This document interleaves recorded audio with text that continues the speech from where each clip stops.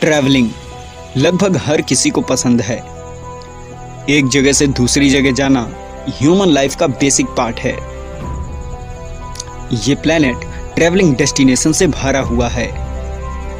अलग अलग देशों में कई जगह हैं जहां टूरिस्ट अट्रैक्शंस हैं, मगर कुछ ऐसे भी हिस्से हैं हमारे प्लैनेट्स के जहां जाने को तो आप जा सकते हैं, लेकिन वहां से वापस आना मुमकिन नहीं है।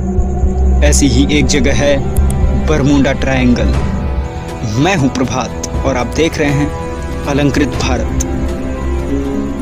बरमूडा ट्रायंगल को डेविल्स ट्रायंगल भी कहा जाता है। नॉर्थ अटलांटिक ओशियन में ये एक रीजन है जो कि फ्लोरिडा और पोर्टोरिको और बरमूडा आइलैंड के बीच एक जगह है। ये समझ लीजिए कि बरमूडा आइलैंड, पोर्टोरिको और फ्लोरिडा इस ट्रायंगल के तीनों कोने हैं।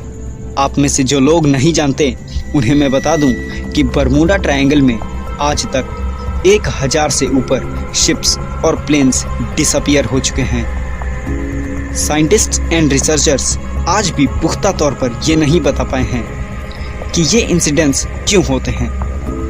अटलांटिक ओशियन का शिप रूट दुनिया के सबसे बिजी शिप रूट्स में से एक है, लेकिन बरमूडा ट्रायंगल का डर हर शिप कैप्टन और प्लेन पायलट के मन में बसा हुआ है। बरमूडा ट्रायंगल के इन डिसअपियरेंसेस के बारे में कई थ्योरीज सामने आ चुकी हैं। ये भी कहा जाता है कि ये एक एक्स्ट्रा टेरेस्ट्रियल फोर्स है, यानी कोई एलियन फोर्स जो ओशियन वाटर के नीचे से ऑपरेट करती है। एक थ्योरी ये भी है कि यहाँ कुछ सीक्रेट एक्सपेरिमेंट चल रहे हैं। आप समझ चुके होंगे कि बरमूडा ट्रायंगल मौत की गोद से कम नहीं है।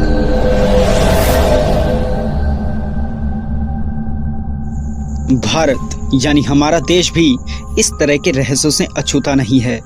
इंडिया में उड़ीसा के पास भी ऐसा ही एक बरमूडा ट्रायंगल जैसा रीजन है। उड़ीसा जाना जाता है अपने ट्रैवल कल्चर और प्राचीन शिव मंदिरों के लिए, लेकिन यहाँ पर अमरदा रीजन नाम के एक जगह को भारत का बरमूडा ट्रायंगल कहा जाता है। ये नाम मिलने के पीछे ऐसी कई घटनाएं हो चुकी हैं जो इस बात की तरफ इशारा करती है कि अमरदा रीजन में कुछ तो ऐसा है जिसके कारण एयरक्राफ्ट अपना संतुलन खोकर क्रैश हो जाते हैं।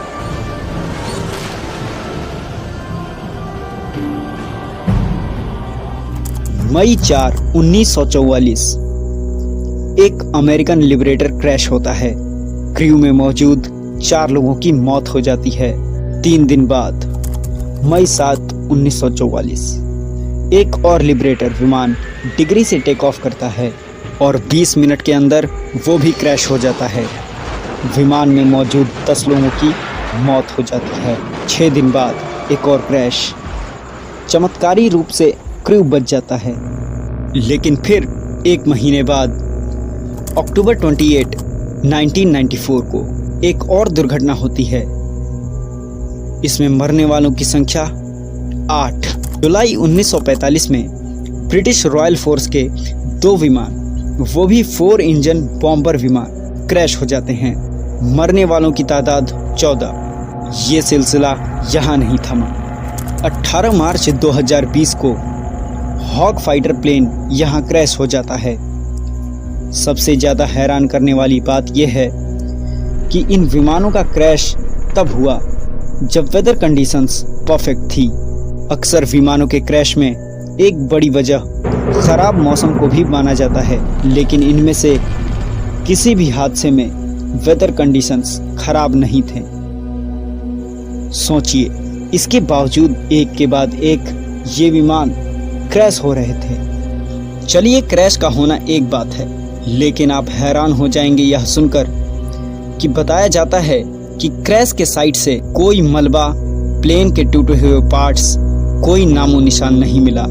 ये वाकई हैरान कर देने वाली बात है। हूबहू बरमूडा ट्रायंगल की घटनाओं जैसे ही यहाँ पर भी खोए हुए विमानों का कोई पता नहीं मिला। किसी भी देश की एयरफोर्स उसकी रक्षा प्रणाली का सबसे आधुनिक और सबसे काबिल हिस्सा होती है। जंग में दुश्मनों की गोलियां और मिसाइल्स भी इन विमानों को छू नहीं पाते। लेकिन आपको जानकर हैरानी होगी कि जब से रिकॉर्ड्स मेंटेन किए जा रहे हैं, यानी करीब 76 सालों से 16 प्लेन्स अमरदा रीजन का शिकार हो चुकी हैं। इन 16 में से ज़्यादातर एडवांस टेक्नोलॉजी वाले फाइटर क्राफ्ट्स हैं। कहा जाता है कि इन दुर्घटनाओं में अब तक 25 से भी ज़्यादा लोगों की मौत हो चुकी है, जिनके बारे में कुछ भी पता नहीं चल पाया है। उड़ीसा के मयूरभंज डिस्ट्रिक्ट के पास का ये रीजन, जिसे अमरदा रीजन कहते हैं, इन्वेस्टिगेशन के लिए काफ़ी इंटरेस्टिंग सब्जेक्ट है। लेकिन जब प्रशासन से इन्वेस्टिगेशन की बात की जाती है तो नतीजा कुछ भी नहीं निकलता।